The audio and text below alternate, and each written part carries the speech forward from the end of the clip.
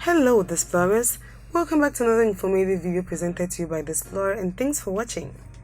In this video, we shall be bringing you 5 reasons why you absolutely need to visit Eritrea before you die.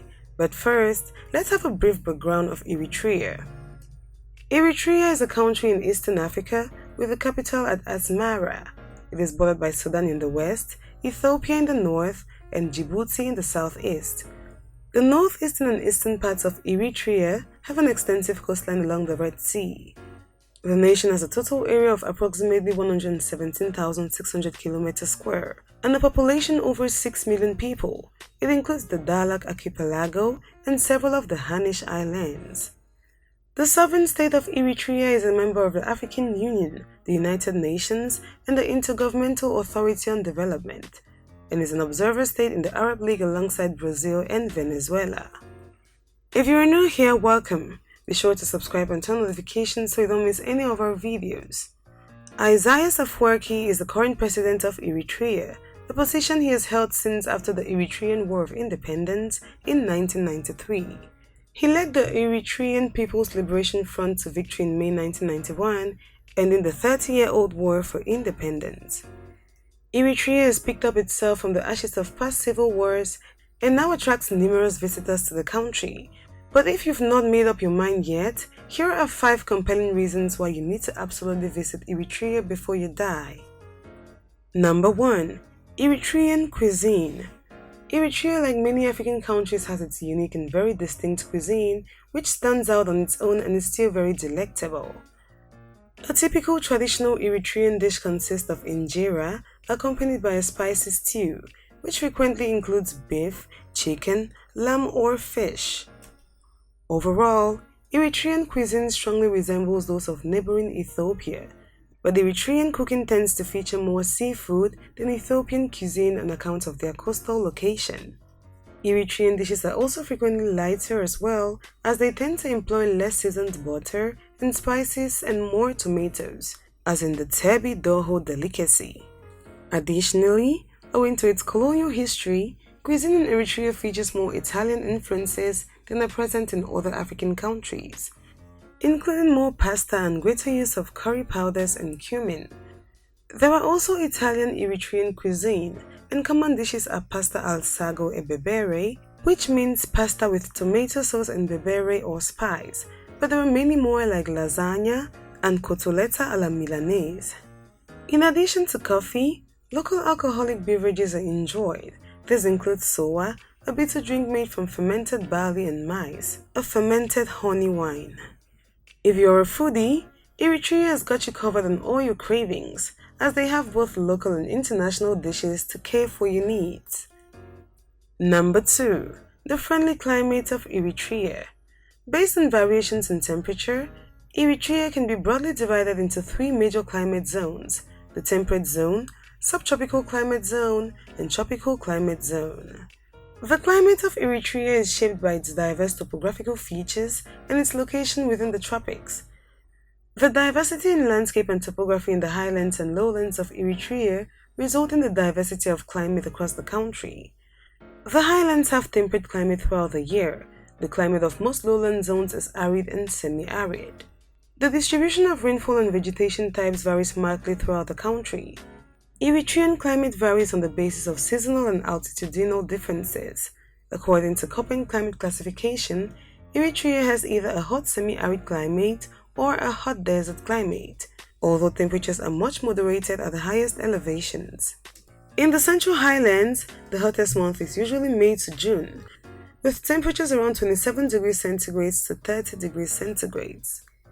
Eritrea can be divided into 3 major climate zones: the Central Highlands, the Coastal Region, and the Western Lowlands. Each has a different climate pattern, but overall, the climate of Eritrea is welcoming.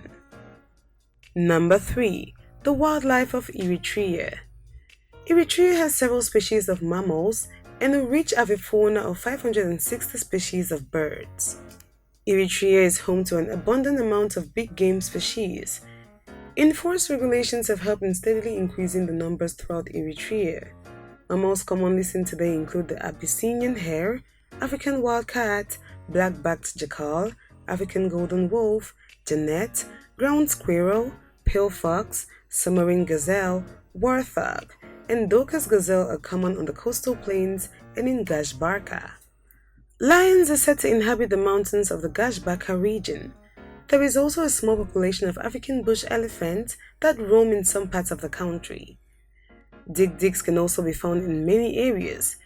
The endangered African wilders can be seen in the Nakalia region. Other local wildlife include bushbuck, duikers, great kudu, klipspringer, African leopards, oryx, and crocodiles. The spotted hyena is widespread and fairly common. It is estimated that there are around 100 African bush elephants in Eritrea, the most northerly of East Africa's elephants. In Gashbarka, snakes like saw-skilled viper are common. Puff and red-spitting cobra are widespread and can be found even in the highlands. In the coastal areas, marine species that are common include dolphin, dugong, whale shark, turtles, marlin, swordfish, and manta ray. The variety of wildlife found in Eritrea is every tourist's dream in the country they visit. Number 4. Culture of Eritreans. One of the most recognizable parts of Eritrean culture is the coffee ceremony. Coffee is offered when visiting friends, during festivities, or as a daily staple of life. During the coffee ceremony, there are traditions that are upheld. The coffee is served in 3 rounds. The first brew or round is called awel in Tingriya, meaning first. The second round is called kale, meaning second. And the third round is called bereka, meaning to be blessed.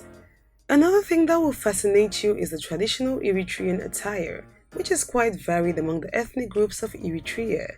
In the larger cities, most people dress in Western casual dress, such as jeans and shirts. In offices, both men and women often dress in suits.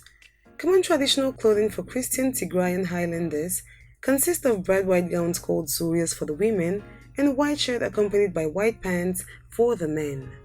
In Muslim communities in Eritrean lowland, the women traditionally dress in brightly colored clothes. Besides convergent culinary taste, Eritreans share an appreciation for similar music and lyrics, jewelry, fragrances, and tapestry, and fabrics as many other populations in the region. This is a visitor's dream, and you do not want to be left out in the storytelling ceremony of how amazing Eritrean culture is. Number 5. Home to the entire city that was named as a UNESCO World Heritage Site. Eritrea's beauty has not only been appreciated by visitors who come there, but it has drawn the attention of the international community. On July 8, 2017, the entire capital city of Asmara was listed as a UNESCO World Heritage Site, with the inscription taking place during the 41st World Heritage Committee session. The city has thousands of Art Deco, Futurist, Modernist, and Rationalist buildings, constructed during the period of Italian Eritrea. The city, nicknamed La Piccola Roma, or Little Rome, is located over 2,000 meters above sea level and was an ideal spot for construction due to the relatively cool climate. Architects used a combination of both Italian and local materials. Some notable buildings include the Fiat Tagliero building, opera houses, hotels, cinemas such as Cinema Impero. A statement from UNESCO read, "It is an exceptional example of early modernist urbanization at the beginning of the 20th century, and its application is in an African context."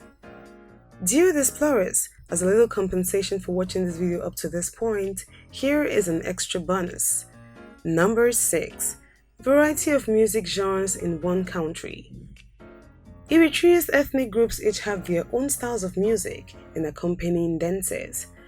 Amongst the Tigrinya, the best-known traditional music genre is the griala. Traditional instruments of Eritrean folk music include the stringed krar, kebero, begena, masenko, and the wata, a distant and rudimentary cousin of the violin. A popular Eritrean artist is the Tigrinya singer Helen Meles, who is noted for a powerful voice and wide singing range. Other prominent local musicians include the Kunama singer Dihab Feitinga, Ruth Abraha, Bereket Mangistieb, and the late Yeman Gabriel Michael. All these musicians bring out the various genres of music found in Eritrea with a modern touch to it. If you're a lover of art, music, especially live music, visit Eritrea and have the time of your life. There you have it, explorers. Those were the 5 reasons why you absolutely need to visit Eritrea. Thanks for watching this video.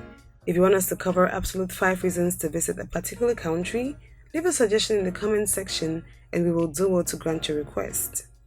Also, if you did enjoy this video, do well to give it a thumbs up. Don't forget to subscribe and share with your friends.